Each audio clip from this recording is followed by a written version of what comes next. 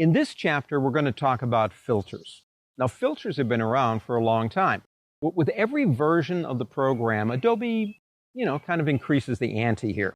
They add more filters, and they make the ones we're using more powerful and give us new and different ways to use them. They're a lot of fun to work with, and they are non-destructive. So, what we're going to do first is take a peek at the Photoshop Filter Gallery. That's where we can apply filters and actually watch the application as we work. We're going to look at how we can apply multiple filters to the same image in the filter gallery without ever destroying the original image. We're going to talk about that non-destructive aspect using smart filter layers, which is really cool. We're going to talk about fading a smart filter.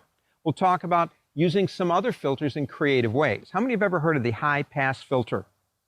Okay, I'm going to show you some creative, fun ways to actually use that filter. We're going to talk about creating clouds using filters. We're going to talk about creating the moon with a lens flare, believe it or not, and all that, and a look at the new blur filters like the tilt blur.